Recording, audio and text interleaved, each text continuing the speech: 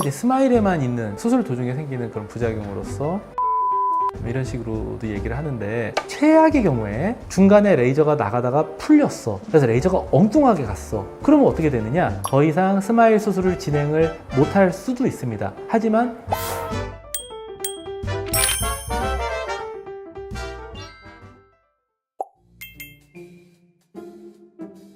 라식, 라섹 모든 시력 교정 수술은 부작용이 비슷하게 이제 확률적으로 좀 다른 거지, 약간의 과교정, 저교정 뭐 이런 게 있을 수도 있고, 시축에 약간 이탈이 있을 수 있고, 안구건조증이 올 수도 있고요. 각막 모양이 바뀌면서 빛번짐의 패턴이 바뀐다거나, 또는 시간이 지나서 시력이 다시 떨어진다든가, 이러한 부작용들은 모든 시력 교정 수술에 공통적으로 있는 부작용입니다. 그럼 모든 부작용이 스마일에도 공통적으로 있을 수는 있지만 확률적으로 굉장히 적습니다. 근데 이제 스마일에만 있는 좀 특별한 것들이 수술 도중에 생기는 그런 부작용으로서 석션 로스, 우리가 흡입 링 이탈 이런 식으로도 얘기를 하는데, 수술 도중에 레이저 나가다가 눈이 풀리는 거죠. 근데 레이저가 엉뚱하게 나가거든요. 그래서 이게 이제 우리가 좀 신경 쓰이는 그런 대표적인 부작용 중에 하나입니다.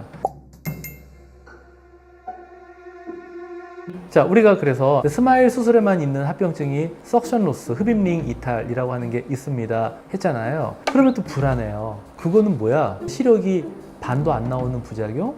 이렇게 이제 우리가 혹시 느낄 수가 있어요. 확률이 적건 말건 그런 부작용이 있다는 자체가 굉장히 꺼려지는 거거든요. 근데 사실은 최악의 경우에 중간에 레이저가 나가다가 풀렸어. 그래서 레이저가 엉뚱하게 갔어. 그러면 어떻게 되느냐? 더 이상 스마일 수술을 진행을 못할 수도 있습니다. 하지만 이어서 그냥 라섹을 하면 결과 잘 나옵니다. 이렇게 저는 얘기를 해드려요.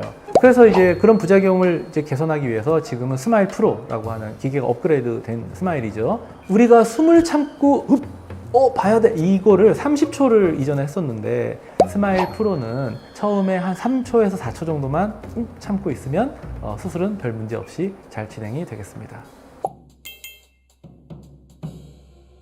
한 몇 년 전만 해도 전체 시력 교정 수술의 한 절반 정도가 스마일 수술이었는데, 지금은 70에서 80%가 스마일 수술입니다. 이러한 영성의 스마일이 어떤 장비의 스마일이냐는 거를 알아야 되는데, 왜 이런 얘기를 하냐면, 최근에는 내가 스마일인 줄 알고 수술을 받았더니 전혀 아닌 다른 레이저 장비가 있기 때문입니다. 그래서 우리가 수술할 때 정말 결과가 괜찮고 부작용이 적어서 많은 사람들이 선호하는 그 수술이 이제 뭐냐라는 거를 정확하게 알아야 되는데, 비즈맥스 레이저를 이용한 스마일 라식 또는 스마일 프로가 되겠습니다.